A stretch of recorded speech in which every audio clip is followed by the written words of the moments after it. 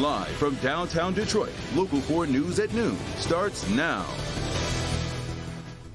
A live look at the U.S. Supreme Court in Washington, D.C., where Roe v. Wade may be coming to an end. Thank you for joining us this noon. The news site Politico released what it says is a leaked draft opinion from a Supreme Court justice. The document suggests at least 5 justices side with Mississippi in its case challenging the abortion ruling. Within the hour, President Biden spoke to reporters on that report, and our Devin Scillian is there in Washington, D.C. for all of the fallout this afternoon as protests, I understand, are underway right around you, Devin. Exactly right, Rhonda. It took no time at all from the release of that Politico report last night for the protests on both sides of the abortion issue to show up here at the Supreme Court. And there are really 2 tracks being discussed here. The decision itself, which we'll hear more from the president on in just a moment, but also this extraordinary leak that just does not happen from the normally airtight chambers behind me here at the U.S. Supreme Court. As for the decision itself, this release would show us that Roe versus Wade would not simply be tinkered with, not altered or amended in some way, but if this is indeed how the decision turns out to be from this draft opinion from Justice Samuel Alito, it would be completely overturned, and a little more than half of the United States would see abortion being outlawed. President Biden had this to say just a short time ago. So the idea that we're going to make a judgment that is going to say that no one can make the judgment to choose to abort a child based on a decision by the Supreme Court, I think goes way overboard. We can see already with these very critical midterms coming up in November, this is now going to become the hot issue on the election plate. But back to the leak, as I mentioned, an extraordinary occurrence here. There have been a few leaks over the years. In fact, one on the original Roe versus Wade decision in 1973. But those have been things that have leaked out just hours before the court decision was announced. In this case, it's perhaps 2 months before it was scheduled to be announced. And a lot of court watchers have pointed out that these decisions and writings of the Supreme Court justices can be very fluid matters and that this might change. Former U.S. Attorney, though, Barbara McQuaid, told us this morning on Local 4 News Today she thinks this is the decision that will hold. I doubt any of the justices would change their opinion. I think the one thing that could happen is that they may soften the edges here. I mean, the way this process usually works is the person assigned to write the majority opinion, which means there are 5 votes to overturn Roe. Those justices have already agreed, but once they see this opinion, which is a very strong opinion, they may say, I don't want to sign on to that unless you make the following changes. In light of the fact that there are 5 justices on this court who are willing to do this, I can't imagine get to a point where the majority changes its view. So we'll now see whether or not the court itself has any comment on this report, whether or not they feel moved to release their opinion sooner than they otherwise might. All we know so far is that Supreme Court Chief Justice John Roberts has ordered an investigation into where the leak was sprung. Rhonda, back to you. Oh, so unprecedented, this leak, and also the fallout if this is indeed how the court rules. Devin, thank you so much, and great to have you right there in the thick of things in Washington, D.C. to cover this for us. If Roe v. Wade is overturned, that means that a Michigan law from 1931 would make abortion in Michigan illegal. As Nick Monticelli shows us, Governor Whitmer has already made it clear earlier this year that she wants that 1930s law overturned. Good afternoon. So Michigan is one of 8 states in the U.S. that still has an abortion ban on the books. The governor wants to change that either to the legislature or by filing this lawsuit that she has, trying to take it to the Michigan Supreme Court to change things. 2.2 million women will be impacted by this. Those are women who are of reproductive age. The biggest economic decision a woman will make in her lifetime is whether and when to have a child. Governor Gretchen Whitmer is already preemptively fighting against a possible change in Michigan if Roe v. Wade is overturned. There's currently a law in Michigan, last updated in 1931, that makes it a felony to use an instrument or administer a substance with the intent to induce an abortion unless necessary to preserve the pregnant person's life. So, the law makes most abortions in Michigan illegal, except that Roe v. Wade superseded Michigan law. If that gets overturned, the power reverts back to the states.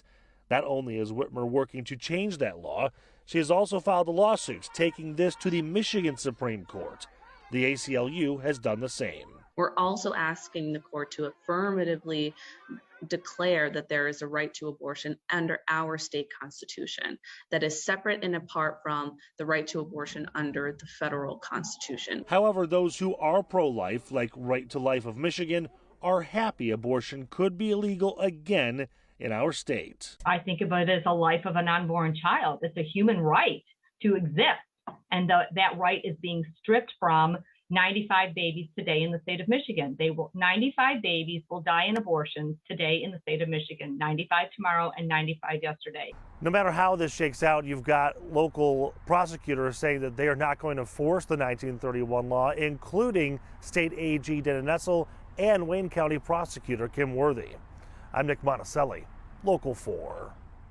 All right, Nick, thank you. And we are gathering reaction after that Politico report. Chief Medical Officer of Planned Parenthood of Michigan, Dr. Sarah Wallet, she released this statement, and it reads in part, abortion is still legal in Michigan and our health center doors are open, and we are going to fight like hell to keep it that way. Our patients have a fundamental right to make their own decisions about their bodies, health, families, and futures. And Governor Whitmer tweeted, work is more important than ever. I'll fight like hell to protect abortion access in Michigan. Attached to her tweet was the former tweet where the governor announced that she was filing that lawsuit to keep abortion legal in Michigan. To the other side of the political sphere, Michigan Congresswoman for the 10th District, Lisa McClain, tweeted this: overturning Roe v. Wade would save millions of innocent unborn babies. I pray the Supreme Court makes it official and formally overturns this attack on the unborn. And finally, Congressman Bill Huizenga, he tweeted out this: if the reports are true and the majority on the Supreme Court have ruled to rectify Roe, it is the court decision, and I hope they release the majority opinion as soon as it is finalized. This unprecedented leak of a draft ruling is an effort to overtly inject politics into the court itself. This individual should not be celebrated. They should be held accountable for their egregious breach. And we will continue to keep you updated on all of the developments today here on Local 4 and click on Detroit.com, where we'll have complete coverage, including Devin Scillion's blog about what's happening in Washington, D.C. right now.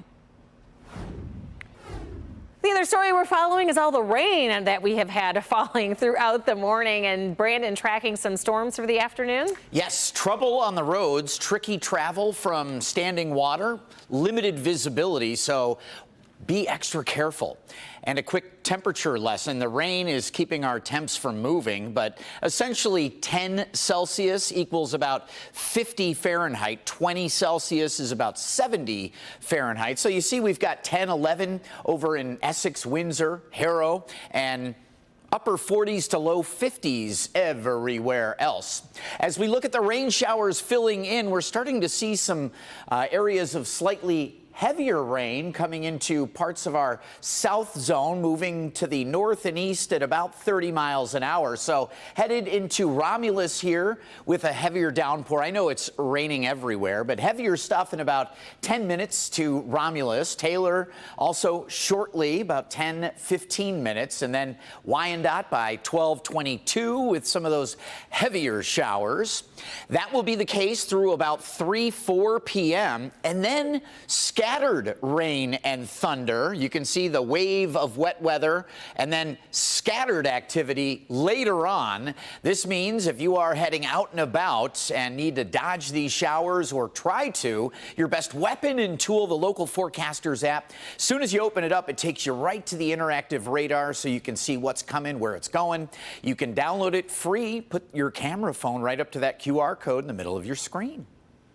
All right, Brandon, thank you. We have some breaking news here at noon. Two Wayne County employees are now in custody in connection to a public corruption investigation. Federal agents executed a search warrant at this home in West Bloomfield Township. According to a federal complaint, 64-year-old Kevin Gunn and 54-year-old John Gibson, these men are charged with wire fraud and money laundering. Prosecutors say both men used taxpayer dollars for unauthorized equipment purchases.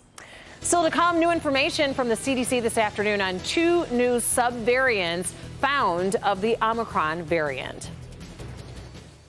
A leaked document showing the Supreme Court is ready to overturn Roe v. Wade sets off a fury. I'm Devin Skillian at the Supreme Court in Washington with reaction and the outlook for the future of abortion in Michigan. Stay with Local 4 News. Click on Detroit and Local 4 Plus with live coverage of this historic move.